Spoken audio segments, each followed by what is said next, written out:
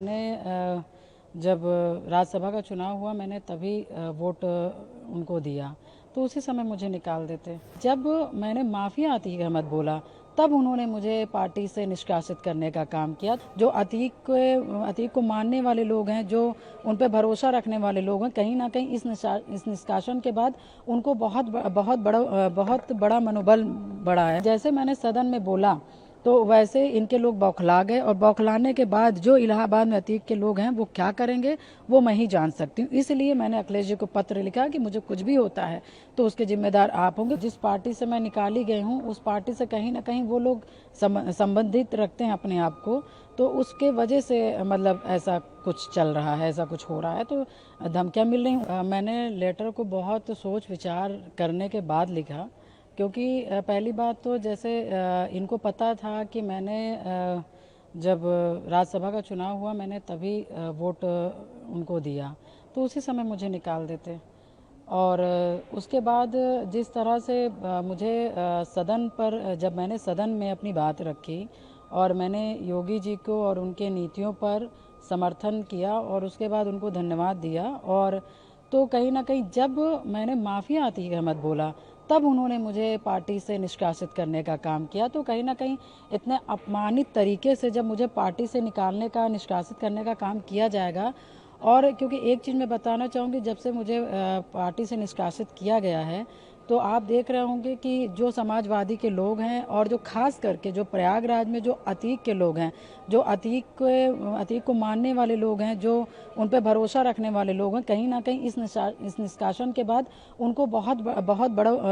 बड़ा मनोबल बढ़ा है, मिला है। तो मैं इस वजह से, क्योंकि उनके जिस तरह से मेरे बारे में टिप्पणी करना, अभद्र टिप्पणी करना, और मुझे सूचना भी मिल रही, जिस तरह जानकारी मिल रहा है कि उनको एक बहुत बड़ा ताकत मिल गया कि पूजा पाल अब समाजवादी से हटा दी गई है, अब ये हम लोगों की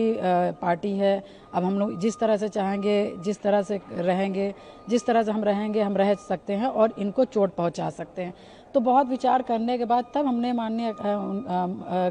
उनको अखिलेश यादव जी को हमने लेटर लिखने का काम किया, क्योंकि मैं बहुत सी चीज़ें सुन रही हूँ इस वजह से, क्योंकि जैसे मैंने सदन में बोला तो वैसे इनके लोग बौखला गए, और बौखलाने के बाद जो इलाहाबाद में अतीक के लोग हैं वो क्या करेंगे वो मैं ही जान सकती हूँ। इसलिए मैंने अखिलेश जी को पत्र लिखा कि मुझे कुछ भी होता है तो उसके जिम्मेदार आप होंगे, क्योंकि जिस तरह से मुझे अपमानित करके निकाला गया है तो कहीं ना कहीं अतीक के लोगों का मनोबल बढ़ा है, कुछ भी कर सकते हैं। आपने बोला कि आपको धमकी भी मिली है, किस तरह के जो धमकी जो आप कह रही हैं? देखिए, जैसे सदन में मैंने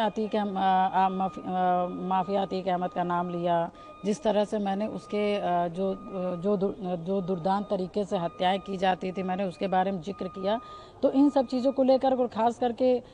जिस पार्टी से मैं निकाली गई हूँ उस पार्टी से कहीं ना कहीं वो लोग संबंधित रखते हैं अपने आप को, तो उसके वजह से मतलब ऐसा कुछ चल रहा है, ऐसा कुछ हो रहा है, तो धमकियाँ मिल रही। इन्हीं सब को विचार करते हुए मैंने लेटर लिखा है कि कल कदार कोई बात होता है, इस तरह के कृत्य हमारे साथ किया जाता है तो उसको आप समझिएगा। आप 2 बार से इंडिपेंडेंट एमएलए रह चुकी हैं और तीसरी बार जो है आपने समाजवादी पार्टी के टिकट पर लड़ा था।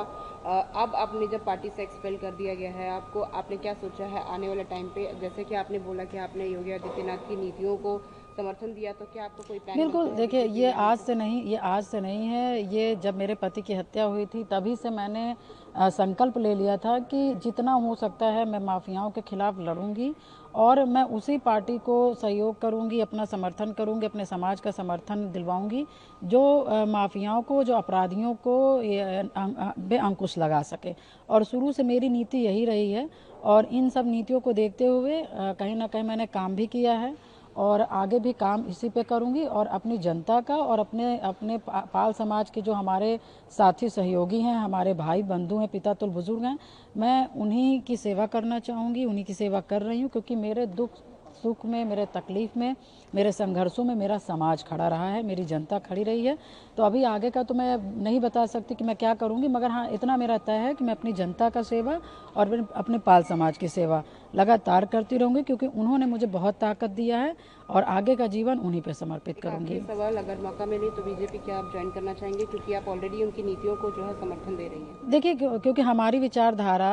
और बीजेपी की वर्तमान में विचारधारा हमारी उनकी मिलती जुलती है, इसलिए मैंने उनके कामों के लिए समर्थन किया कि क्योंकि माफिया को, अपराधी पे वो अंकुश लगाने का काम कर रहे हैं और उस पीड़ा से मैं गुजरी हूँ, तो कहीं ना कहीं जिस पीड़ा से मैं गुजरी हूँ उस पर वो अंकुश लगा सकते हैं और